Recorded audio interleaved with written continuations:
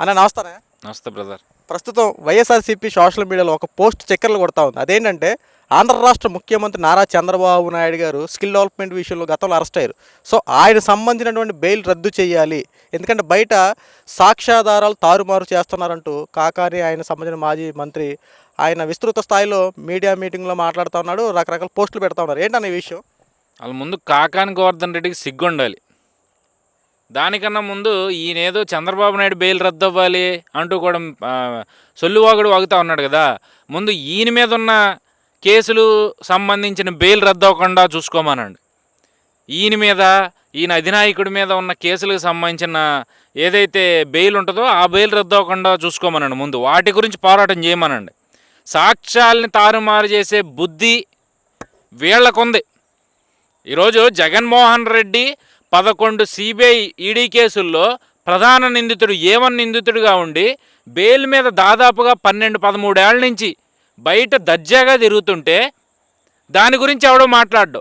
బయటకు వచ్చి సాక్ష్యాలన్నింటిని అసలు తారుమారు చేశాడు. గత 5 ఏళ్ళు ముఖ్యమంత్రిగా ఉన్నాడు. ఎన్ని సాక్ష్యాలను తారుమారు చేసి ఉంటుంటాడు? 46,000 కోట్ల రూపాయల ఆయన అక్రమాస్తుల్ని ఈడీ అటాచ్ చేసిందంటే ఆ ఆస్తులకు సంబంధించిన సాక్ష్యాలన్నింటినీ కూడా గత 5 ఏళ్లలో తారుమారు చేసేసి ఉండొచ్చు. ఎవరికి తెలుసు?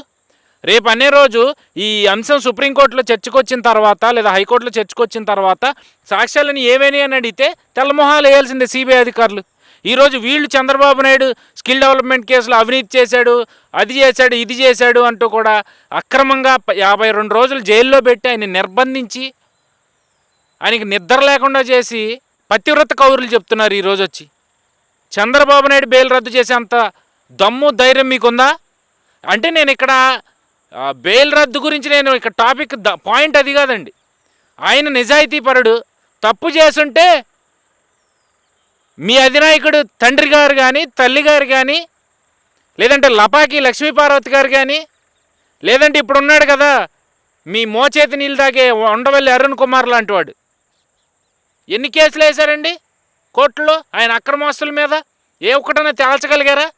ఆఖరికి ఏమీ దొరక్క ఒక అబద్ధపు కేసు పెట్టి 1000 కోట్లు దొబ్బేశాడు చంద్రబాబు నాయుడు, 1000 కోట్లు అక్రమంగా సంపాదించేశాడని చెప్పి ఆయన మీద ఒక అక్రమంగా కేసు పెట్టి ఏ ఒక్కటి కూడా తేల్చలేక ఆఖరికి పార్టీకి వచ్చిన ఫండ్స్ని చూపించుకుంటా 371 రూపాయలు ఎలక్ట్రల్ బాండ్స్ ద్వారా పార్టీకి ఫండ్స్ వచ్చాయి అని చెప్పి అక్కడ క్లారిటీగా మెన్షన్ చేసుంటే అవి అవినీతి, స్కిల్ డెవలప్మెంట్లో అవినీతి జరిగింది అని చెప్పి దాన్ని బూచిగా చూపించే ప్రయత్నం చేసి చంద్రబాబు నాయుడిని దొంగం చేద్దామని చెప్పి వీళ్ళు ప్రయత్నం చేశారు. కానీ ఆయన క్వాష్ పిటిషన్ వేయడం దానికి సంబంధించి సరే అది ఎట్లా వచ్చింది ఏంటంటే ఇది చేస్తే బెయిల్ అయితే రావడం జరిగింది. నేను మాట్లాడడం కాదు, ప్రతి ఒక్కరు కూడా ఆ కేసులో ఎంతవరకు వాస్తవం ఉందనేది గమనించారు ప్రజలు. అందుకనే చంద్రబాబు నాయుడిని సచ్చీలుడు అని చెప్పి ఆయన నిజాయితీని గుర్తించి అంత గొప్ప విజయాన్ని మొన్న ఆయనకు అంటగట్టారు. వీళ్ళకైనా బుద్ధి రావట్లేదు. ప్రజలు అతి దారుణమైన ఓటమిని ఇస్తే కనీసం ప్రతిపక్ష హోదా కూడా ఇవ్వకుండా వీళ్ళని పక్కకు దోసేస్తే వీళ్ళు ఈరోజు మళ్ళీ చంద్రబాబు నాయుడు కేసు గురించి మాట్లాడుతూ ఉన్నారు. చంద్రబాబు నాయుడు నిజంగా తప్పు చేసుంటే రాష్ట్ర ప్రజలు ఎవరు ఆయన బెయిల్ మీద బయటకు వచ్చినప్పుడు గన్నవరం ఎయిర్పోర్ట్ నుంచి ఉండవల్లి కరకట్ట మీద ఉన్న ఆయన ఇంటికి వెళ్ళడానికి అన్ని గంటల సమయం పట్టేది కదండి. ప్రజలు అర్ధరాత్రిని కూడా లేకుండా రోడ్ల మీద ఎందుకు వేచి చూశారు? ఆయన మీద ఉన్న నమ్మకం, ఆయన అంత నిజాయితీపరుడని ప్రజలు నమ్మారు కాబట్టి. ఈరోజు మీరు మళ్ళీ ఆ కేసుని తెర మీదకి తీసుకొచ్చి బెయిల్ రద్దు చేయాలి, అది రద్దు చేయాలి, ఇది రద్దు చేయాలి. ప్రజలు మిమ్మల్ని అందరినీ రద్దు చేశారు. అది మీకు ఇంకా దాంట్లోంచి మీరు బయటికి రాలేకపోతున్నారు. ప్రజలు రద్దు చేశారన్న వాస్తవాన్ని మీరు ఇంకా జీర్ణించుకోలేకపోతున్నారు. 6 నెలలు దాటిపోయింది మీ అధికారం పోయి. ఇంకా అలాగే ఉన్నారనుకోండి, ఆ 11 కూడా రావు.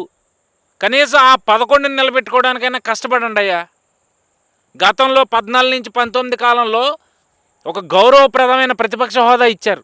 కనీసం వచ్చే ఎన్నికల్లో ఆ ప్రతిపక్ష హోదా కోసమైనా పోరాడండి. అది మానేసి చంద్రబాబు నాయుడు స్కిల్ డెవలప్మెంట్లో తప్పు చేశాడు, అరెస్ట్ చేశారు, ఆ బెయిల్ రద్దు చేయాలి. నేను మొదట్లోనే చెప్పా, తప్పు చేసి తప్పించుకునే తత్వాలు మీవి. తప్పు చేస్తే తనవాడైనా శిక్షించే తత్వం చంద్రబాబుది. నక్కకి నాగలోకానికి ఉన్నంత తేడా ఉంది. అది మర్చిపోయి ఈరోజు ఈ కాకాని గోవర్ధన్ లాంటి కుక్కలు బౌబౌని మొరిగితే పట్టించుకోవాల్సిన అవసరం అయితే ఇక్కడ ఎవరికీ లేదు. మీరు బెయిల్ రద్దు చేసుకునే మీ పనిలో మీరు ఉండండి. ఆయన రాష్ట్రాన్ని అభివృద్ధి చేసుకుని ప్రజలకు మంచి చేసుకుంటా ప్రజల గుండెల్లో శాశ్వతంగా నిలవడానికి ఆయన ప్రయత్నం ఆయన చేసుకుంటున్నాడు. మీ బతుకులు మీ జీవితం ఇక ఎంతకాలం బతుకున్నంతకాలం చంద్రబాబు నాయుడు తప్పు చేశాడని నిరూపించే ఆ దారిలోనే మీ బతుకంతా కూడా వేస్ట్ చేయండి. ప్రజల గురించి ఆలోచించకండి. ఎప్పుడు ఎదుటోళ్ళ మీద తప్పుడు ఆరోపణలు వేసి తప్పుడు నిందలు మోపేసి వాళ్ళని ప్రజల్లో విలన్ చేద్దామని చెప్పి మీరు ఏదైతే ప్రయత్నం చేస్తున్నారో అది తిరిగి మళ్ళీ మీకే కొడతా ఉంది. పెద్దలు ఒక మాట చెప్తారు, మనం ఏదైతే కోరుకుంటామో అదే తిరిగి మళ్ళీ మన దగ్గరికి వస్తుంది అని చెప్పి. ఆ రోజు మీరు తప్పు చేశారు, చంద్రబాబు నాయుడిని అక్రమంగా అరెస్ట్ చేసి చంద్రబాబు నాయుడికి ప్రతిపక్ష హోదా కూడా రాకూడదన్నారు. అసలు తెలుగుదేశం పార్టీనే భూగర్భ జలాల్లో కలిపేస్తామన్నారు. కట్ చేస్తే సీన్ తిరిగి మీకే కొట్టింది. నాకు తెలిసి ఇంకొక 2-3 నెలల్లో జగన్మోహన్ రెడ్డి గారి మీద ఉన్న కేసులకు సంబంధించి కూడా హైకోర్టులోనో సుప్రీంకోర్టులోనో అవి కూడా ముందు కదులుతాయి. అప్పుడు కాకాని గోవర్ధన్ రెడ్డి మరి అప్పుడేం చేస్తాడు అంటే అప్పుడు మరి మా జగన్మోహన్ రెడ్డి బెయిల్ రద్దు అయిపోయింది, దానికి చంద్రబాబే కారణం అని మళ్ళీ వీళ్ళు ఎలాంటి వాళ్ళు వచ్చి బయటకు వచ్చి మాట్లాడతారు. హాఫ్ నాలెడ్జ్ గాళ్ళు ఉన్న పార్టీ ఏదైనా ఉందంటే అది వైసీపీ పార్టీ. మూర్ఖుడితో అయినా మాట్లాడవచ్చు, లేదా తెలివిగలనుడితో అయినా మాట్లాడవచ్చు, కానీ అటు ఇటు కాకుండా ఉంటాడు చూసారా, అలాంటి వాళ్ళతో మనం ఏం మాట్లాడలేం, వాదించలేం. ఇప్పుడు ఏమీ తెలియనోడికి అనుకోండి మనం ఏదైనా చెప్తే నేర్చుకుంటాడు. అన్నీ తెలిసినోడికి అనుకోండి మనం ఏం చెప్పినాడికి అన్నీ తెలుసు కాబట్టి మనం చెప్పే అవకాశం ఉండదు. అటు ఇటు కానోడికి ఉంటాడు, ఆడికి సగం తెలిసి సగం తెలియక ఏది పడితే అది వాగేసి ఏదోటి బురద జల్లేసి ఏదో విధంగా నిందలేసేసి ఆ రోజు గడిపేద్దాము, లేదంటే మా అధినాయకుడి దృష్టిలో మనం హీరో అనిపించుకుందాము, ఆయన దృష్టిలో పడదాము, రేపు అనే రోజు మళ్ళీ అవకాశం వస్తే మనకి ఏదో ఒక మంచి పదవి ఇస్తాడు, మంత్రి పదవో లేదా ఇంకో పదవి మంచి పదవి ఇచ్చి మనకి గుర్తింపిస్తాడు అని వీళ్ళు ఏదైతే ఆలోచన ధోరణిలో మార్పులు రాకపోతే మాత్రం ఖచ్చితంగా వైసీపీ పార్టీ సంగతి పక్కన పెడదామండి. ఆ పార్టీలో నాయకులకి రాజకీయ చరిత్ర ఉండదు, రాజకీయ జీవితం ఉండదు. అది మానేసి పాత అంశాలని తవ్వుకుని మళ్ళీ ఏదో విధంగా నిందలేసేసి ఏదో విధంగా ఏదో చేసేద్దామని చెప్పి వీళ్ళు చేసే పనికిమాలిన రాజకీయానికి వీళ్ళే నష్టపోతారు తప్ప తెలుగుదేశం పార్టీకి కానీ చంద్రబాబు నాయుడు గారికి కానీ ఎలాంటి నష్టం ఉండదు. మరొకసారి చెప్తా ఉన్నా, సాక్ష్యాలను తారుమారు చెయ్యాల్సిన దుస్థితి కానీ పరిస్థితి కానీ చంద్రబాబు నాయుడు గారికి ఏమీ లేదు.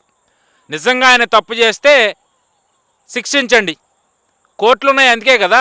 ఆల్రెడీ మొన్న క్లీన్ చీట్ కూడా వచ్చినట్టు కొద్ది స్కిల్ డెవలప్మెంట్ కేసు సంబంధించి చంద్రబాబు నాయుడు గారి ఇన్వాల్వ్మెంట్ లేదని చెప్పి ఆల్రెడీ కోర్టు తీర్పిచ్చింది. సో మరి ఈ కాకాని గోవర్ధన్ రెడ్డి లాంటి వాళ్ళు ఇంకెక్కడున్నారో నాకైతే తెలీదు.